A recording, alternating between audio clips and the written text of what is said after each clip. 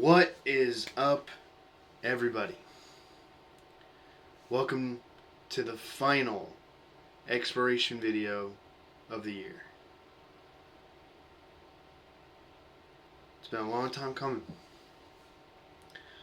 I still remember my introduction video when I was planning it, like just standing in that room, recording it on my watch, and just having this plan in my head and being like, okay, am I going to be able to go through with this, or is this something that I am going to give up on? And here we are. This is the 50th video, and it's amazing that I succeeded. And I thank God for that. I thank God for that as often as possible, because He's the one that made it possible. He's the one that pushed me forward. I mean, it's great. I mean, like, even right now, I'm going through a trial of sickness. I've had COVID for over a week now, and still roughly battling it, but I'm here. I prayed about this, and I'm just like, I'm not letting this sickness hold me back from this one last video for you guys. I'm gonna do it. Because I know that's what God would want me to do, and I'm going to persevere through it, and I'm going to be okay. And I just pray that this impacts someone as much as it impacts me. And again, like, if you have prayer requests or anything like that, this may be the last video, but please leave it in the comments below. And if you see me post different videos, if I do this again next year, I still have no plans. I have no plans for next year as of right now. But like, if God suddenly moves in me to do something for Sundays again, I will post it, because that's God's will for me. But for right now, I don't have any plans. But if you have any comments, suggestions, verses, anything pertaining to any of these videos at all, any of them, just leave it in the comments below. I would love to read it, love to see it. Share this playlist with your friends, and just help them along with their spiritual journey, like I've been helping myself along this spiritual journey. So, if you weren't here for last week's video was recognizing sin. And as always, if you have comments, suggestions, anything like that, leave it in the comments below. But I felt like that was this next portion that I'm about to do, that video was a good transition into this video. And for it being the final video of the year, this is something I want you going into the next year, like I want to go into the next year, the mindset I want to be in, the things that I want to do. And I don't have resolutions, I don't have any of that. I have God's will. That's all I got. Like, if God's will is for me to have some resolutions, then that's God's will for me. But for right now, I don't have any personal resolutions for myself, except for getting closer to God and growing in my faith. That's it. And that's what I want you guys to do. I want you to start, either keep going or restart, or start up growing in your faith. And I would like you to live that kind of a lifestyle. And the lifestyle I'm talking about is living with honesty and truth. Yeah, that's the final topic of the year, is living your life with honesty and truth. Live like Christ lived. Live your life like this, because it is so rewarding. It is so good. It is so easy to tell the white lie. It is so easy to avoid the hard conversation. It's so easy to do all these things, and yet Christ never did. He never strayed away from the hard conversation, and he was upfront with his honesty, so why shouldn't we be? So we should live our lives like that. Me personally, like, yeah, I've struggled with the occasional white lie here and there, walking away from a difficult situation. But nowadays I pray about difficult situations. Nowadays I pray about the things that I say. And I mean, a good example of this is for the longest time, I thought I was remembering a certain memory wrong, and I thought I was always telling the story wrong, and it wasn't right. And then I had verification from another person that was a part of said story, and everything I was saying was actually true. And I was relatively surprised because like I just thought a good majority of the stuff that was in my head was not 100% factual, and I thought I was basically lying to people about a certain aspect of said story, but come to realize I wasn't. And God has also been bringing moments of my past that I thought were lies, and come to find out they were truths, uh, and that also surprised me. And I was lying to myself to those truths instead of facing it and being honest with myself about it. And that's the thing about growing in your Christian walk. Some things that you could easily block out, some things that you don't want to see, some things that you saw that you erase, all this stuff, God will bring it back to you. And not to harm you. It's not to harm you. It's to probably re-educate you, probably make you look at this with a better magnifying glass than what you had. Like just to dissect it and just to go and just for you to accept the thing that happened actually happened. So that's what this video is all about, is live with honesty and truth. Instead of lying, also like instead of lying to yourself, accept whatever happened to you and embrace it, and then live it and move on. That's my advice. This is going to be one deep video, so be ready for this. This is the final video of the year. So we're going to transition to this right now. So the books that covered this relatively well, according to my notes, Proverbs has a fair amount of chapters and verses. Psalms, surprisingly. Zechariah, that's one that we've never really. I'm not going to touch on it here, but Zechariah has a section here. Philippians, 2 Corinthians, John, 1 John, 1 Peter, Colossians, Luke, and 2 Corinthians, and Philippians only have like one kind of a section that covers it, but some of these things do get hit on, so I will tell you that right now.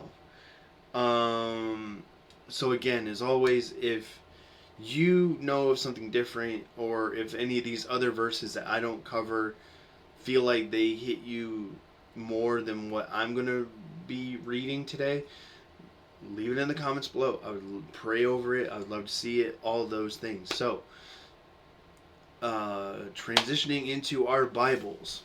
So, our first verse will be coming from the book of 2 Corinthians, and it'll be chapter 8, verse 21. So, grab your Bibles for the last time with me and turn to the first verse. So that's 2 Corinthians chapter 8, verse 21.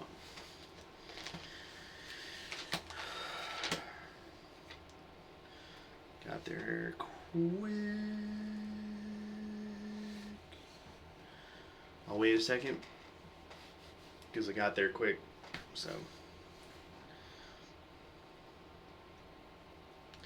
okay. For we aim at what is honorable, not only in the Lord's sight, but also in the sight of man. The commentary covers 19 through 22, so I'm just going to hit up on that. Ministered by us and administered by us. This is the same phrase used in chapter 3, verse 3 to describe Paul's new covenant ministry of the Spirit delivered by us, showing that the collection of money for the needy in Jerusalem was an essential part of the apostle ministry of the gospel, so that no one should blame us. As Paul defines the gift of Jerusalem, he will be accompanied by a team of men well known for their integrity. Their presence will guarantee a public accounting for the gifts and also provide protection from robbers.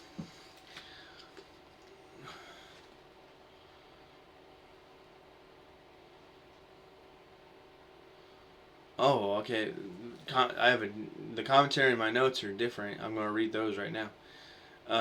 Taking pains to do what is right, even so, Paul is the victim of disgraceful slander, but the integrity of his representatives reflect well on his own integrity. And this is what I dissected from that. We should live our lives not just honoring ourselves or others, but most importantly, God. Always be fruitful, wise, and kind, just like God our Father. Exactly. Like, look at the many situations where certain disciples, or even Jesus himself, was probably in like rough situations where hard decisions were made, hard decisions had to be made. I think like a great example of this is the woman that is being convicted by everybody, and Jesus is there. And this woman is being convicted of, the dirty deed, and they're ready to stone her. And Jesus is over here, like, basically protecting this woman and was saying things.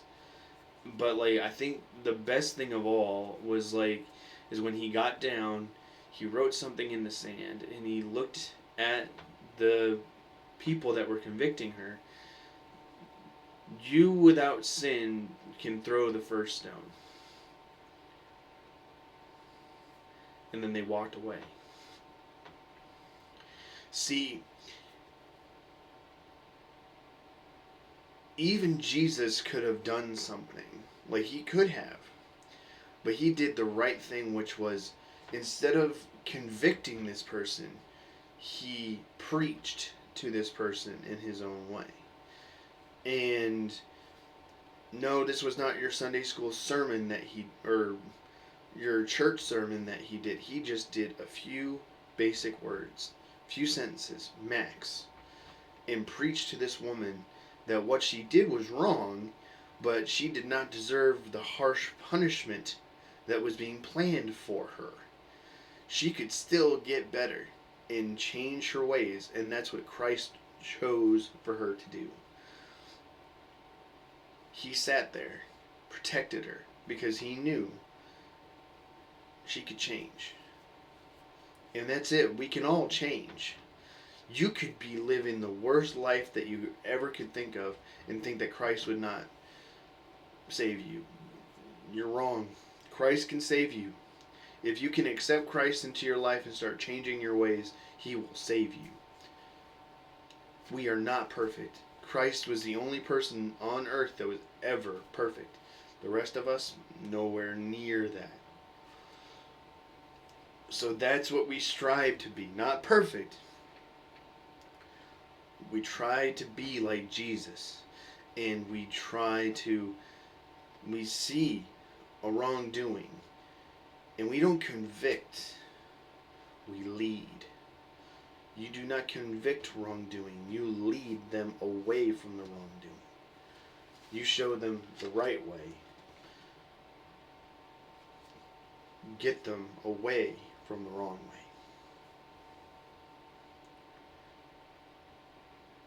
Show them honesty and truth instead of living with a dishonest, lying life.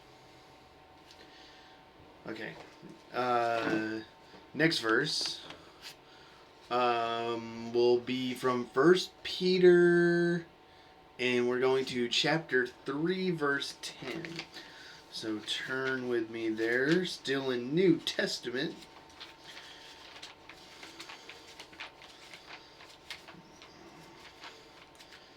Wow, I thought I was going to turn there quick again.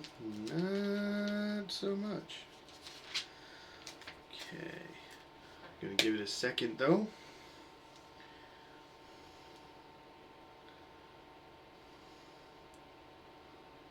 Okay.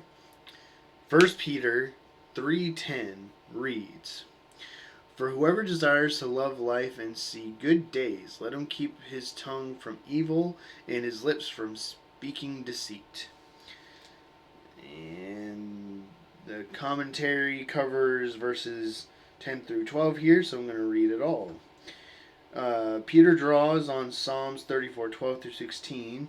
To love life and see good days is the result of the blessing of God in one's life. Peter says this will come to the person who will keep his tongue from evil and will turn away from evil and do good. Obedience to God in daily life is the path to experiencing God's blessing. And by implication, disobedience will lead to God's discipline. Peter continues his quotation of Psalms 34, "For the eyes of the Lord are on the righteous, to observe and care for them, and his ears are open to their prayer for various needs and cares." This does not mean that God keeps obedient believers from suffering, but that God will provide his grace to strengthen and establish believers in the midst of the suffering and in times of great need. Then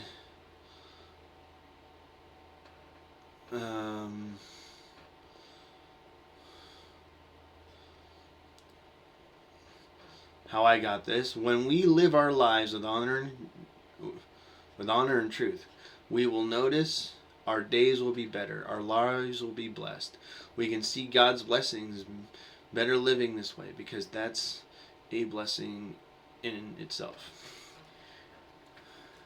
This will probably be the first time I disagree with my notes.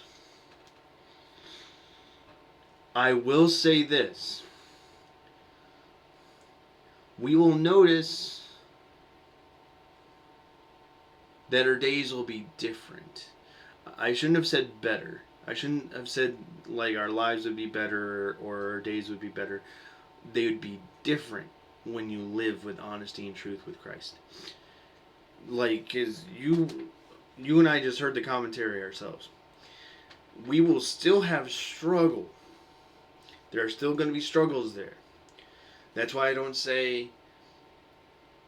agree with better. I do agree with blessed, but I will not agree with better, because like some people don't see better in their suffering. And like, I mean, I'm kind of suffering through the sickness, but I don't treat it as a bad thing. I just treat it as like, I don't know.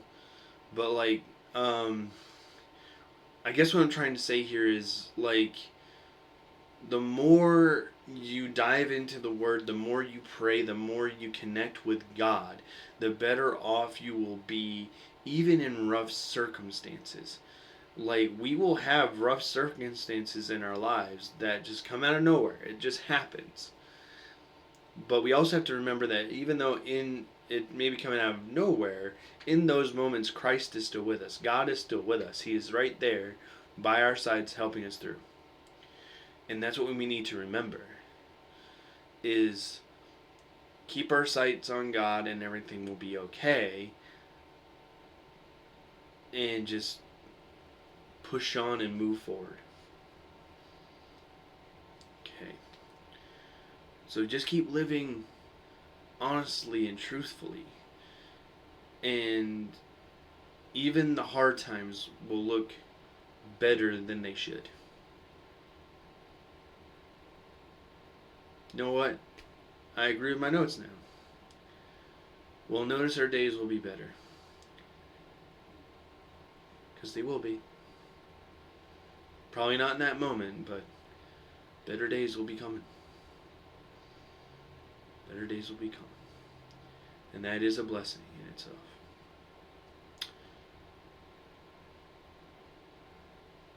Final verse that we are going to look into, not just for this topic, but for this journey. Final verse that we are going to look at together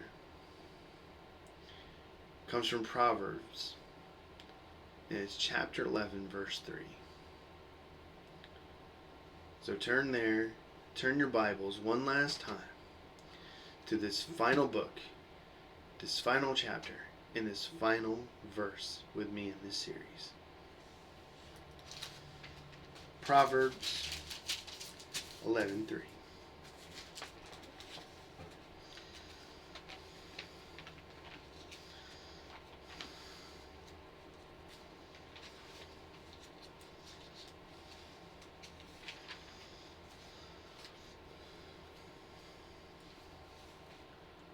Okay. I will now read the final verse.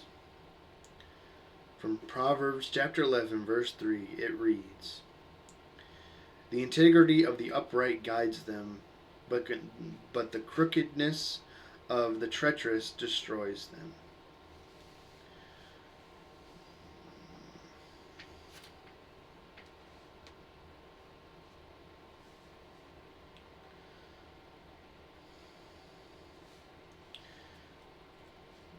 The commentary: integrity guides them. The actions of Joseph in Genesis 39, 6-12, unfaithful are destroyed. And this covers verses 1 through 4. The riches of the wicked will not save them all, and the false balance whereby a wicked increases his income are contrast with the just weight in righteousness. Similarly, the pride and crookedness that lead people to ruin are contrasted with the humble attitude and integrity that guides people through the troubles of life. Thus, these verses form a unit with 1 and 4 answering each other as 2 and 3 parallel each other, indicating that compromising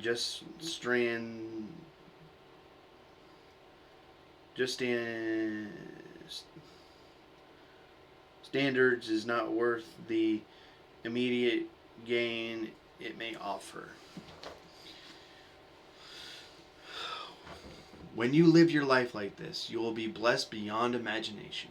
So why would you live opposite that? You just get hurt.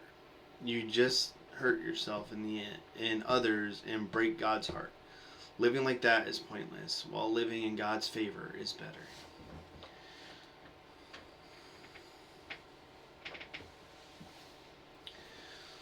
Living in God's favor is honesty and truth, and honest and truthful living. So even when times get tough, even when things feel like they're falling apart, go to God, pray to Him, look to Him, find Him, and He will get you through it. And again, the days may not be better instantly afterwards, but better days will be coming. So instead of living a life full of a lie, why not live a life full of truth? Yes, the truth may be scary to some people, but a lie is inviting for a while, but then once it fades away, That's more scary than the truth was. So live with truth. Live with honesty. Even if it scares you for a minute. Even if you're afraid of what might happen. Like, that's a what if. Don't worry about what ifs. God will handle everything. So pray with honesty and truth. Live with honesty and truth. If you want some devotions, I know I hardly ever do these, but if you want some devotions from the YouVision app that you might want to give a look into, I have 4 right here. Overcome failure and with purpose. Summoned, stepping up to live and lead with Jesus. The lost of the following Christ. Living with honor. Again, all those are on the YouVision app. So if you want to do some devotionals to dive deeper into this particular subject, and you find something there that you want to leave a comment on, I would love to see it. Welcome to the end of the series. Welcome to the end of the video. I hope you enjoyed this journey with me throughout 2025, going into 2026. This has been a fun spiritual journey for myself, and I hope it's been a fun spiritual journey for you. I pray that you go into 2026 living with honesty and truth, walking your path with God, finding God, and trusting Him with everything. Just know you're going into the new year with the same Father that was here with you last year and the year before. Since your conception, God has been with you. If you ever need someone to pray for you, I am right here. I would love to do so. And again, share this series with a friend, just in case if you feel like they need God, and there's a particular thing that you know they are struggling with that I've covered, just share the video. Help, and I would gladly help. Let God help your friend. Help your family. I hope you enjoyed this journey. I hope you enjoyed our time together. God has really blessed me with this, and again, I don't know what I'm going to be doing next year, but if God leads me to something, I'm pretty sure you'll see me around. Okay? Until then, have a happy new year. God bless you and your families. May you have good health and good blessings. Until next time, guys. See you later.